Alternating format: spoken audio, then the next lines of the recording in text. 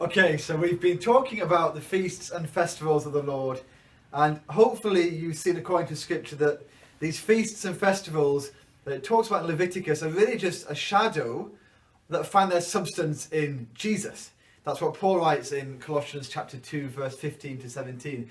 So by understanding the feasts and festivals and understanding the shadow, we actually understand a little bit more about Jesus and what he's done for us. So that is our heart's desire, that we would find the fulfillment in Jesus and see that. Of course, people celebrate the feasts and festivals in very different ways, and there's lots of things you can talk about with that. We talked in the last video about whether you have to or whether you don't have to, and we talked about that a little bit.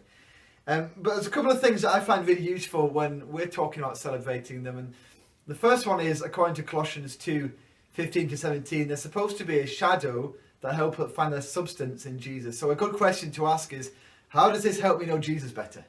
How do I get to know Jesus better in the midst of all of these things that I'm learning? Second question that I haven't got time to elaborate on very much is like, am I finding joy in this? You know, the feasts and festivals are historically great times of great joy. And that should be something that we find in our faith as well when we look at this stuff. So am I finding Jesus in it? Am I finding Jesus in it? And is this a source of joy to me? Good questions to ask. So take you back to Colossians. Paul talks about these feasts of the Lord being a shadow that find fulfillment in the substance of Jesus. So if we can find a little bit more about the feast, we should find out more about the work of Jesus and what he's done for us. Let me jump from there back to Leviticus chapter 23, and you'll read from verse 4. It says, "These are the appointed feasts of the Lord, the holy convocations which you should proclaim at the time appointed for you. In the first month, on the 14th day of the month at twilight, is the Lord's Passover. On the 15th day of the same month is a feast of unleavened bread to the Lord. For 7 days you shall eat unleavened bread," and then Scripture goes on with some more detail there. It's fair to say that in that passage of Scripture in Leviticus, the Passover and unleavened bread come together right at the start and form the basis, the foundation for the rest of the feasts.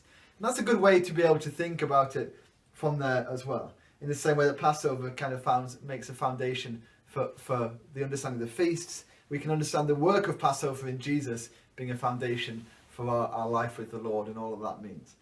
But what on earth is Passover? Well, you probably know about Passover, and if you don't, I'll take you right through the little bit of the Passover story right now, and you can look at that in a little while on your own.